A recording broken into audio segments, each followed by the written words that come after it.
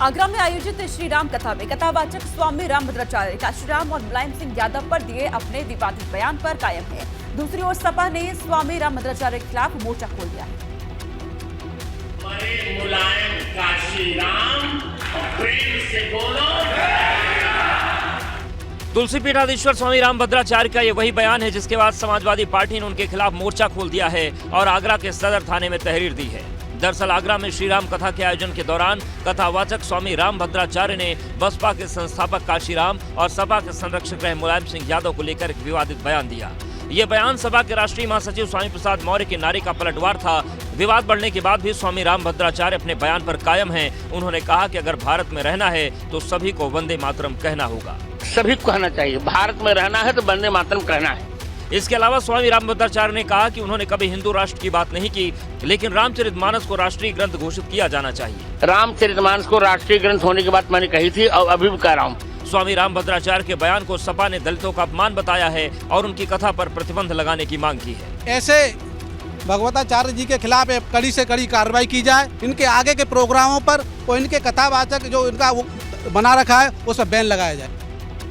उत्तराखंड के तमाम हिस्सों में अवैध मजार बनाकर अतिक्रमण के मामले पर मुख्यमंत्री पुष्कर सिंह धामी ने सख्त रुख दिखाते हुए अतिक्रमण करने वालों को 2 टूक चेतावनी दे दी है। मुख्यमंत्री पुष्कर सिंह धामी रामनगर पहुंचे, जहां उन्होंने प्रदेश में धार्मिक निर्माण और मजार बनाकर सरकारी जमीनों पर अवैध कब्जा करने वालों से खुद ही अतिक्रमण हटा लेने की बात कही है। अतिक्रमण है उसको हमने कहा है कि जो लोग इसके पीछे हैं वो स्वयं ही इसको हटा लें। ये लैंड जिहाद के रूप में हो या किसी अन्य रूप में हो, जो भी गैर कानूनी गतिविधियां हैं वो किसी कीमत पर बर्दाश्त नहीं होंगी।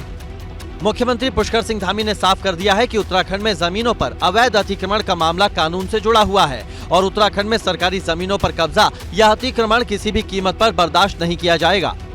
राजनीति का विषय नहीं है, ये कानून का विषय है और हम कानून को मानने वाले लोग हैं। अतिक्रमण किसी भी कीमत पर हम उत्तराखंड के अंदर नहीं होने देंगे।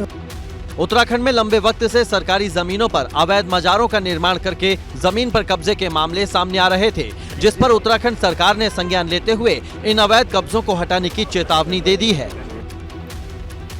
मुख्यमंत्री धामी के बयान के पीछे की वजह उत्तराखंड में लंबे वक्त से लगातार सामने आ रही अतिक्रमण की शिकायतें हैं, जिसमें सामने आया है कि प्रदेश में बड़े पैमाने पर अवैध मजार बनाकर जमीनों पर कब्जा किया गया है।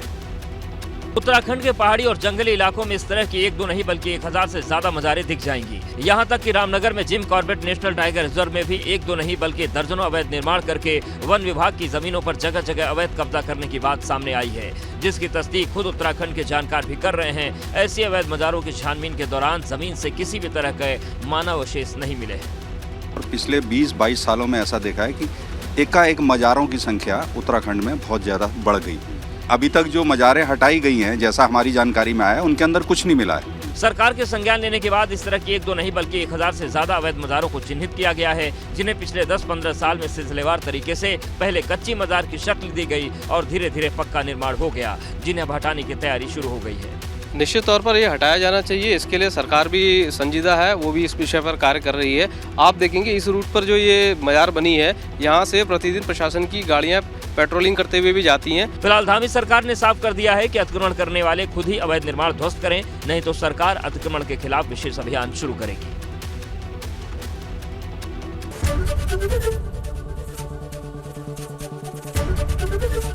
एबीपी गंगा, खबर आपकी, जुबान आपकी।